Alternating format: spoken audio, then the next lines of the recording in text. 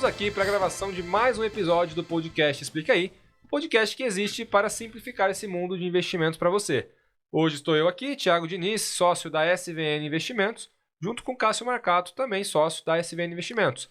No episódio de hoje, o objetivo é a gente explicar sobre o fechamento do mês de fevereiro. Hoje é dia 1º de março, então a gente vai passar para vocês como é que fechou o mês de fevereiro e um pouco do que a gente espera para esse mês de março, né, Cássio? Fala, Thiago. Fala, pessoal.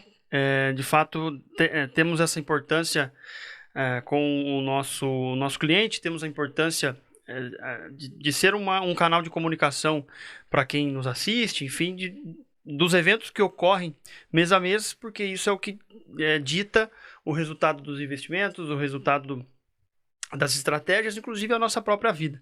Então, os eventos que aconteceram agora em fevereiro, que vamos trazer para todo mundo aqui, ele vai nessa linha, ele vai na linha para nosso trabalho informativo.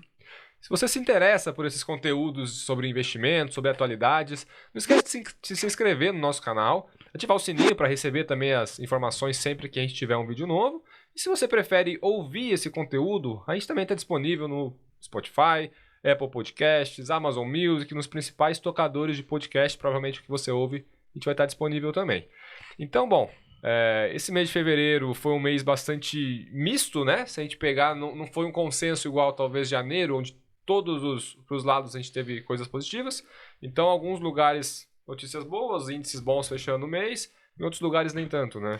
Eu até trouxe aqui uma cola para a gente levantar todos os desempenhos, né, dos índices que a gente acompanha e dos mercados mundo afora, principalmente os mais relevantes para a gente discutir aqui hoje. Vou até passar aqui, começando pelo índice, o S&P 500 em Nova York, o maior índice de ações americanos. Esse caiu 2,61% no mês de fevereiro.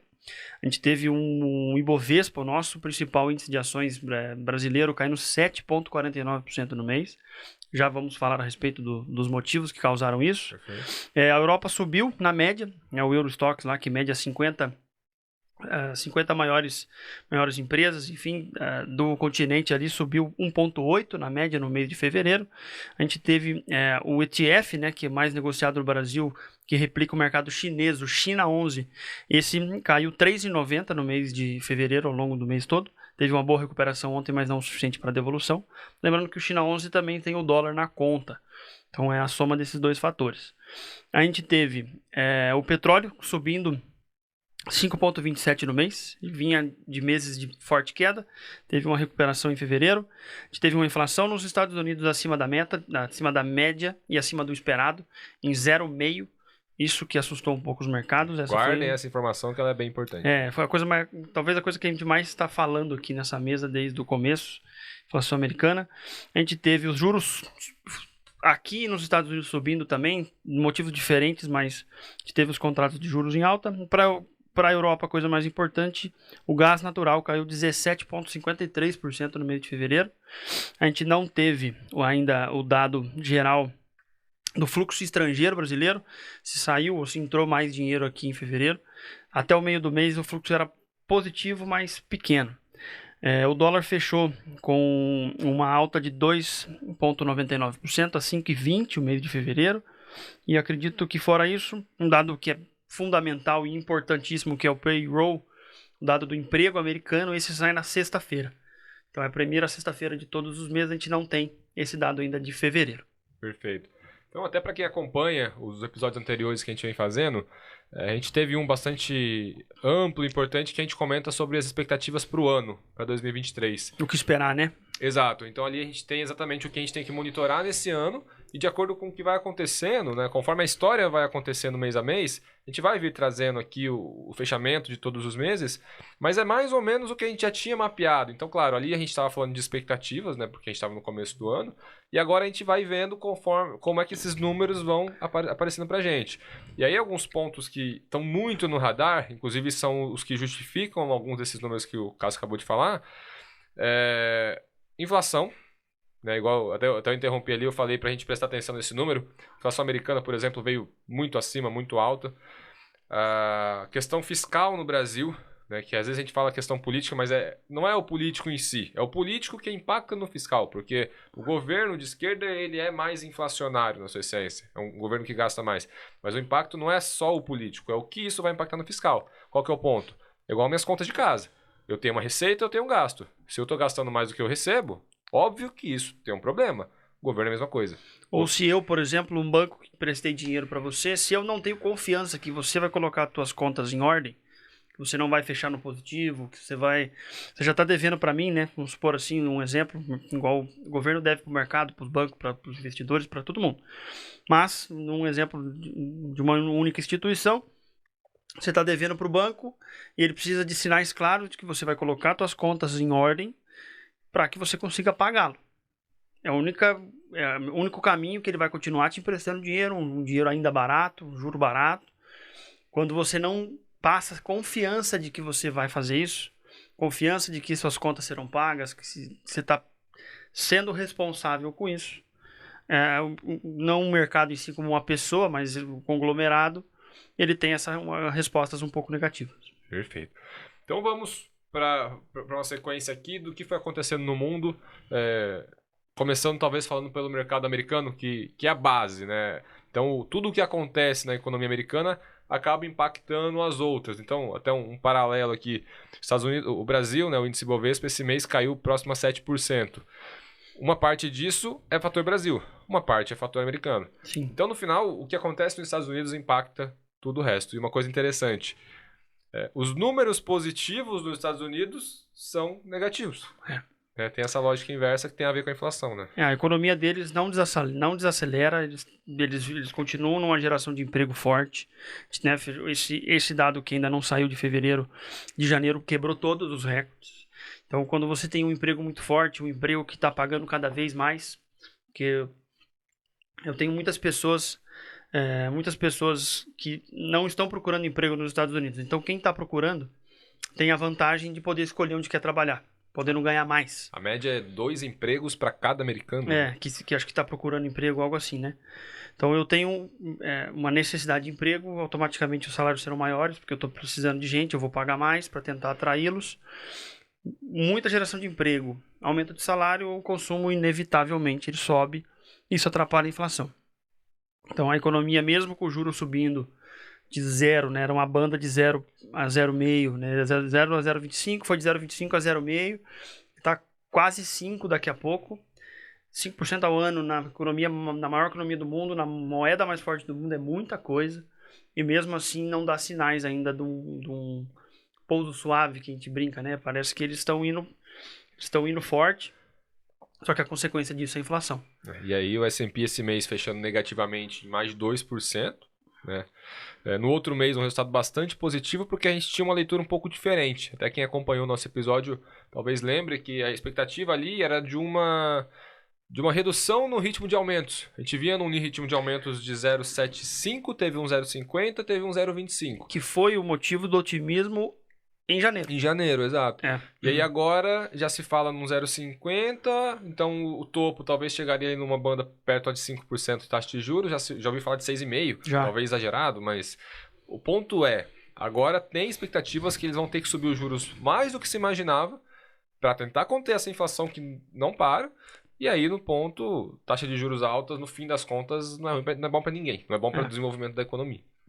A bolsa sofre a presente sempre que a gente tem altas de juros.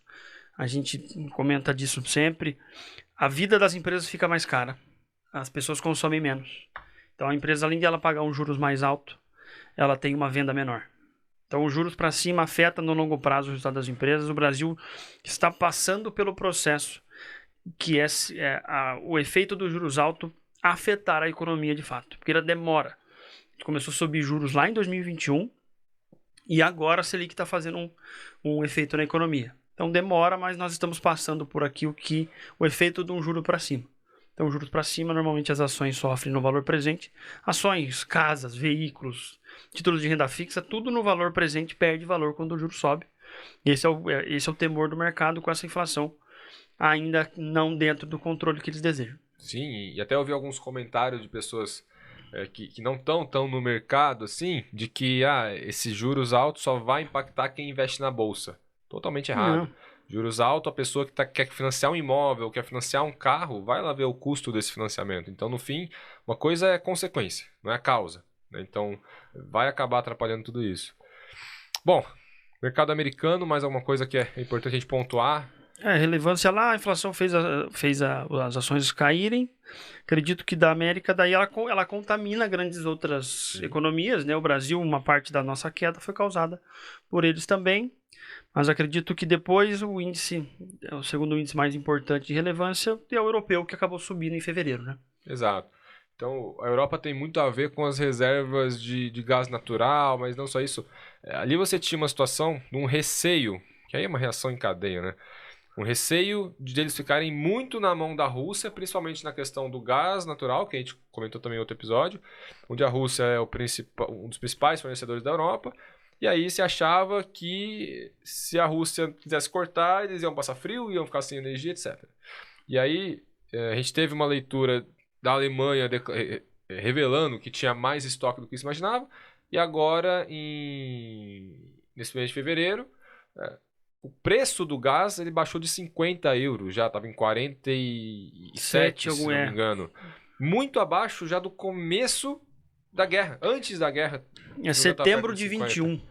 Foi a última vez que bateu esse preço. Perfeito. E aí toda a expectativa que tinha de Europa, por conta de guerra, de inflação, etc., de que ia ser um ano difícil, a Europa ia sofrer, parece que não. Parece que esse tom mais pessimista parece que está acabando, né? Eu acho que foi isso que fez a Europa. A Europa subiu muito forte em janeiro já. Mais de 10%. Mais de 10% por causa desse alívio comentado aí pelos preços das commodities como um todo, né? O petróleo vinha em queda até fevereiro. O gás natural cai há meses por causa dessa quantidade que eles acumularam. É a lei da inflação. Quanto mais algum produto eu tenho estocado, menos ele vai valer. Então é isso que está acontecendo com o gás natural. Todo mundo parou para olhar isso. Automaticamente a consequência é que o preço agora esteja barato. E o maior temor era como é que a Europa vai passar por esse momento de juros altos e inflação alta. E parece que não vai ser tão difícil assim.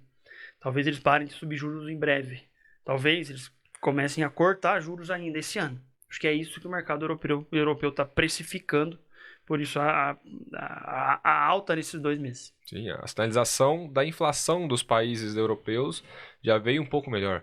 Então, se de fato o governo, o Banco Central tem essa confiança de que a inflação está sob controle, ele vai já caminhar para uma redução do nível de aumentos ou até um corte. E mais para frente já começa a enxergar ali no fim do túnel onde começam a cair as taxas de juros, que é o ambiente que todo mundo no fim busca. Eu tenho que passar por um período ruim de taxas altas para controlar a inflação, mas a partir do momento que a inflação está controlada, aí eu deixo as taxas baixas, que é onde a economia consegue... Deixa lá a economia livre para crescimento de novo. Exatamente. Europa fechou em 1,81 de alta na média. 1,81 de alta, mesmo com os Estados Unidos... caindo, que normalmente tira um pouco o apetite, né? Do mundo inteiro. Os Estados Unidos é o barco do mundo, né? É o primeiro barquinho, vamos pensar assim. Perfeito. China... China, dados macroeconômicos muito aguardados, né? A gente falou bastante da reabertura da China aqui já. O mercado está nesse impasse, esperando para ver o quanto isso vai ser de fato real, o quanto que de fato a China vai voltar a crescer, porque é um país que crescia 7, 8% ao ano na média durante décadas. Então, se ela vai voltar nessa mesma proporção... Então, até o final, até ontem, na verdade, a China não deu muitos sinais, nem de um lado, nem para o outro, nesse exemplo, em fevereiro. O mercado chinês fecha o mês teve um mês de fevereiro ruim, apenas ontem uma ótima recuperação, mas ontem, se eu não me engano, de ontem para hoje já era março. Aí não me perdi a data na madrugada, se lá já era março ou não, mas foi um dia muito bom lá apenas, porque veio o PMI, que é da China, muito forte. O PMI ele é o índice para medir a temperatura de uma economia. Então, se eu tenho esse índice acima de 50, você tem uma economia em crescimento. Então, esse PMI veio 52, quase 53 na média, teve alguns setores que subiram 56, demonstrando que, de fato, ela está reabrindo lugares com uma força boa. Perfeito. Isso melhorou bastante os índices acionários e a tendência é nortear março para ver o que o mercado de fato vai sentir aí desses dados da China. E a China que é um daqueles principais fatores que a gente coloca que tem que ser monitorados em 2023. Sim. China veio de um período de quase 3 anos em lockdown, aquela política de Covid zero, que encerrou para o final do ano, em novembro, dezembro. E a partir de agora é a grande ponto de interrogação que está aí no ar para a gente entender o que isso vai impactar o restante, né? Porque é 1 bilhão de olhinho puxado ali que está impactando a economia inteira. E fabricando um monte de coisa, né? Fabricando e consumindo, né? Porque o chinês, por exemplo, o pessoal de turismo na Europa está super otimista, pensando que o chinês está com muita grana parada, muita grana guardada, ficaram sem, entre aspas, consumir esse período todo. E agora, viagens, compra de artigos de luxo, tudo isso tem uma expectativa positiva por conta do chinês. E até ontem saiu esse dado do PMI super forte. Hoje as ações da Vale estavam subindo 5%, agora há pouco eu dei uma olhada. Sim. Por quê? Minério, construção civil, então o crescimento chinês tem muita ligação. A Vale vende um pouco mais de 66% de tudo que ela produz para a China. Então, a reabertura da China é fundamental para a Vale ter grandes resultados corporativos. Então, acho que é isso a precificação de hoje. E acho legal a gente comentar o porquê que a China, claro, é a segunda maior economia do mundo, um país gigante em questão de população, mas o porquê que o mercado olha tanto para ela. Porque a segunda maior economia do mundo em aquecimento, você vai ter consumo de commodities pelo mundo todo. Então você pode ter alta nesses contratos, minério de ferro, petróleo, próprio gás. A gente comentou bastante das vendas que a Rússia tem feito para ela aqui, que são importantes também. Quanto mais ela compra, ela vai afetar esse mercado de commodities, que ele é a base de todos os demais mercados. A China consumindo muito pode melhorar a economia do globo como um todo. Mas e a inflação, que já é um ponto de atenção na América? Aqui também ela ainda não está 100% sob controle. Será que o consumo chinês em massa vai fazer com que a inflação continue alta?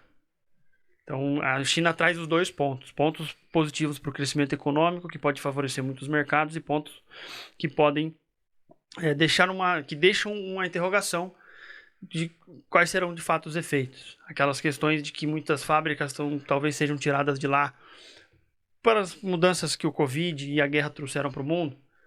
Quais são os resultados disso? Eu acho que a China nos dá ela tem as duas possibilidades, de muita melhora nas nossas vidas e no mercado, como de uma interrogação. Por isso que a gente sempre vai falar dela aqui. Perfeito. E o último ponto, que talvez seja o terceiro grande pilar que a gente está olhando esse ano, é Fiscal Brasil. Aí a gente, pensando brasileiro mesmo, porque no mundo inteiro isso não vai impactar muita coisa. Agora, para a gente, são esses pontos: inflação global, China e o Fiscal Brasil. Então, foi um mês aí bastante complicado, até isso que justifica uma queda forte na Bolsa esse mês. Fechamos ali perto de 105, 106 mil pontos. Não vou lembrar exatamente o fechamento, agora está 105. Mas foi um mês de bastante briga ali entre Banco Central, governo, o que vai ser ali de meta de inflação. E aí toda essa dúvida sobre o fiscal, que é aquilo que eu falei agora há pouco. Igual a gente tem nossas contas em casa. Minha receita, minha venda, minha receita, meus gastos. Se eu estou gastando mais do que eu ganho, isso é um problema. O governo é a mesma coisa. Se ele está tendo uma arrecadação e gasta mais do que ele arrecada, isso vai ser um problema também, né? E o governo precisa dessa imagem de que ele tem responsabilidade com as contas públicas para que o mercado olhe para ele como um bom pagador, um país que tem chance de crescimento, um país que não vai deixar na mão, por exemplo, né? A Argentina deu alguns calotes no FMI, o Fundo Monetário Internacional, é um exemplo do caminho que a gente não pode seguir. Então é esse o temor que fica quando qualquer a gente hoje está muito longe de ser um país inadimplente, só que quanto melhor você faz o seu trabalho de casa, mais longe ainda você fica. Quanto mais você melhora isso, melhor, mais dinheiro você capta, um juro mais barato, começa a captar recurso em dólar, coisas que fazem muito bem para a nação, que é o que o mercado espera. O mercado espera uma organização para conseguir investir naquele país e ter frutos com seus investimentos, e o país ter frutos como nação de fato. E esse temor foi implantado, o governo começou a falar bastante de que estamos num ponto onde a taxa de juros já fez o trabalho dela, a 13,75 de taxa Selic já afetou a economia ao ponto de não perdermos mais o controle em cima da nossa inflação. e já poder começar a cortar esses juros. Porque juros altos não é popular. Sim. Povo, organizações, nações não gostam de juros para cima. Não é popular porque é ruim para todo mundo, né? Para as empresas é ruim, as pessoas têm menos poder de compra. Né?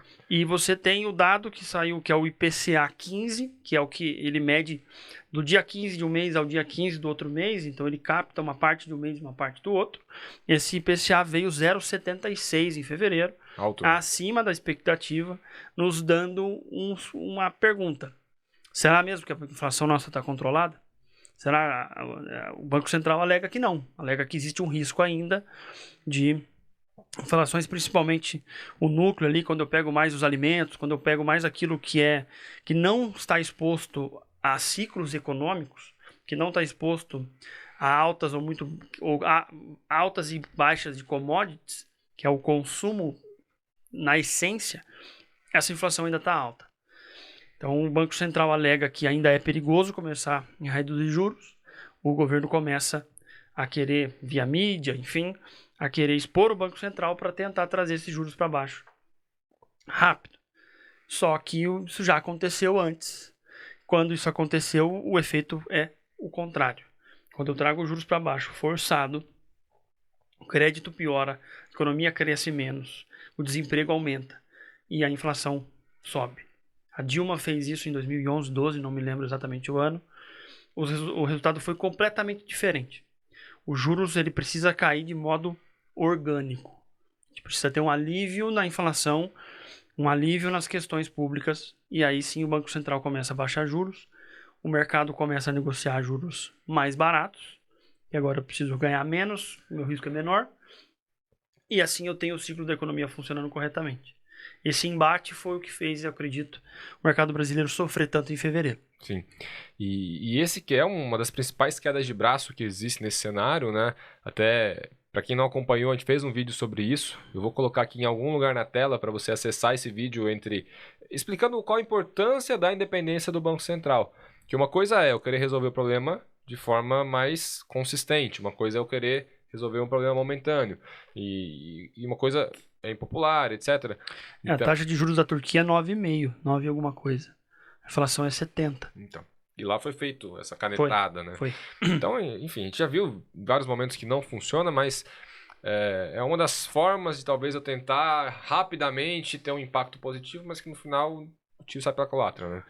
Outro ponto muito importante que vem sendo discutido e até agora nos últimos dias, na verdade, foi discutido ao longo de fevereiro, a gente está falando do mês, no final do mês já teve uma conclusão que é o ponto da reoneração dos combustíveis. Então, lembrando, ano passado, mês de julho, se não me engano, teve um corte do imposto nos combustíveis, e aí o preço na bomba a gente pagava quase R$7, caiu para 5 de um dia para o outro. Um ponto... Com a alta do petróleo de fevereiro, ele veio ser negociado a $77 o barril. Em julho, pouco antes disso, quando começaram essas conversas da redução do imposto lá atrás, ele chegou a $125 no intraday, fechou 122, algo assim. Por isso que isso foi fundamental. Por isso que veio esse diálogo e veio essas reduções que agora, conforme você vai terminar aí, a gente conversou para que terminasse. Porque o petróleo também caiu bastante desde então. E exatamente, eu lembro naquela época, teve uma queda muito forte, quase R$2, mais de R$1 com certeza, no preço da bomba, mas também foi soma de fatores. Foi a queda dos impostos com a queda do petróleo no cenário internacional. E aí foram meses de queda de petróleo, a gente vê hoje um combustível abaixo de R$5, mas que provavelmente logo deve ter um impacto aí de pelo menos uns 50 centavos com essa volta desse imposto, que deve ser uma coisa parcial, né, para não ter um impacto tão grande, mas que é uma receita fundamental para o governo. A estimativa é algo próximo ali entre 20 e 30 bilhões ano. E aí, para a gente entender o que são 20 e 30 bilhões ano, eu vou trazer uma reflexão das discussões que a gente teve naquela época da discussão da reforma da Previdência. Foi uma reforma bem grande. E o Paulo Guedes sempre comentava, essa reforma vai trazer uma economia de 800 bilhões de reais, 600 bilhões de reais, de acordo com algumas revisões foi dando uma cortada. Esse número eram os números para 10 anos. Então, 20 bilhões, 30 bilhões ano, então eu tô falando de alguma coisa ali que não é tão, não vou falar desprezível, né? 20 bilhões é longe de ser desprezível, mas é uma coisa importante dentro do orçamento, então não dá para manter esse imposto fora do preço dos combustíveis. O governo tem que ter essa fonte de arrecadação, né?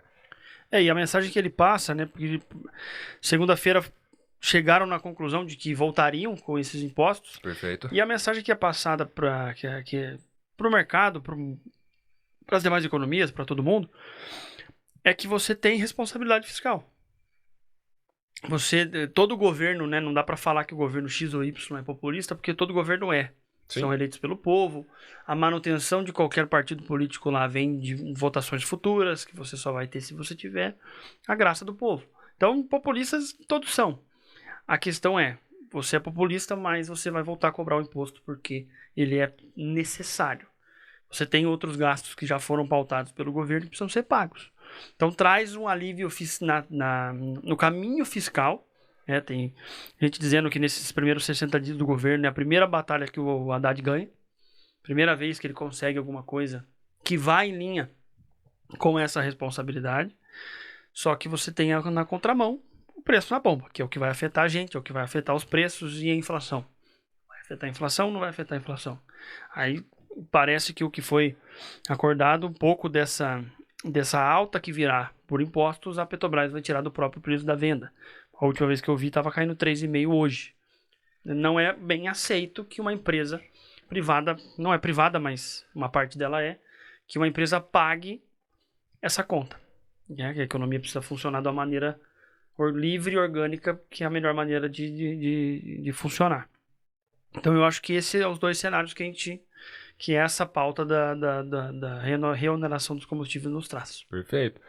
E agora, pensando no que a gente tem que olhar daqui para frente, pensando talvez até agora no mês de março, uma pauta bastante importante é a proposta que deve vir para substituir aquela ideia do teto de gastos. Né? Arcabouço fiscal, se eu não me engano, eles estão chamando, né? Exato. O Haddad falou que ele ia apresentar alguma coisa ali que ia substituir, que é uma ideia bastante importante, tem a ver com essa questão da responsabilidade dos gastos, que o mercado precisa ter confiança. Né? Porque imagina, eu vou investir no Brasil, vou investir por 20 anos. Como é que eu vou investir no Brasil por 20 anos se cada hora a regra do jogo muda? Então essa questão da credibilidade, da confiança é super importante entender que o país tem responsabilidade, que ele vai dar um jeito de pagar as contas dele, que é tudo isso que a gente vem falando. Que foi toda a melhora que aconteceu tanto no mercado de capitais, quanto nos preços das coisas, na inflação, quando o Temer aprova o teto de gastos. Perfeito. É nessa linha que vai. Né? É a demonstração de que sim, eu estou olhando para isso. Sim, eu não vou gastar mais do que eu devo. Se eu gastar mais do que eu devo, vou mostrar de onde eu vou tirar esse dinheiro. Coisas que fazem muito bem, principalmente pro dinheiro grosso mesmo do mundo, o dinheiro do gringo, vir para cá em peso. Sim. Que é o cenário de investimento de longo prazo que você comentou. É isso. E quem quiser entender ali o impacto de você ter uma política, uma comunicação de que eu sou responsável fiscalmente contra o impacto de que eu não sou responsável fiscalmente, pega o gráfico da Bolsa, olha o que aconteceu lá em 2012, 13, 14, 15. Dá uma olhada quando é que foi o impeachment e olha o V que aconteceu ali. A Bolsa ficou de lado ali 3, 4 anos. E aí, desde que acontece o impeachment ou de que foi esquentando a ideia de que fosse acontecer, até basicamente 2019, um pouquinho antes do Covid. Um pouquinho antes do Covid, até janeiro. A Bolsa chegou ali a 124, 125 mil pontos. E aí veio o Covid e aí mudou totalmente. Eu preciso, né, você pensa na economia, um presidente, até o presidente do Banco Central, o presidente da economia, o ministro da economia, eu preciso que o juros caia para que a economia melhore. Isso aí é uma regra, um padrão na história do mundo. Ok, então, como é que o Temer fez? Eu aprovo a reforma trabalhista. Eu aprovo o teto de gastos. Após a nomeação do Meirelles para o mercado, para o Ministério da Economia. Reforma da Previdência. Reforma da Previdência pautada no Congresso também. Que ia passar, né? Se não fosse um leve evento, ia ser aprovada também. Isso traz confiança, isso traz alívio, isso traz dinheiro do estrangeiro para cá, isso automaticamente já diminui o dólar, que automaticamente já alivia a inflação, que a inflação mais aliviada por causa do peso do dólar, que na nossa economia é imenso. Eu tenho uma economia mais aquecida, eu começo a produzir mais, eu começo a plantar mais. Se eu tenho mais produtos no mercado, eu tenho um alívio do preço ainda maior. E as coisas organicamente passam a melhorar. O Banco Central tem que jogar o juro de 14 para 6. Então, o caminho está dado. Primeiro eu preciso passar a credibilidade. Esse choque de credibilidade que ainda está incerto tanto para o dinheiro do investidor estrangeiro, para a própria população, quanto para o mercado brasileiro de investimentos, é o que trouxe todo esse ruído aí em fevereiro. Então é isso que a gente fica de olho em março. Né? Se essa questão da credibilidade, desse arcabouço fiscal, vai vir com um tom de mais responsabilidade, é remédio, tá aqui, é amargo, mas eu vou tomar porque eu sei que o efeito é positivo, ou se vai ser mais uma batalha aí meio complicada, que não vai sair conforme a gente espera. E isso deve fazer preço agora no mês de março. Com certeza. Fora isso, vamos monitorar aí China, mais uma vez, os números de lá fazem preço no mundo inteiro, no Brasil não é diferente. É o nosso maior cliente.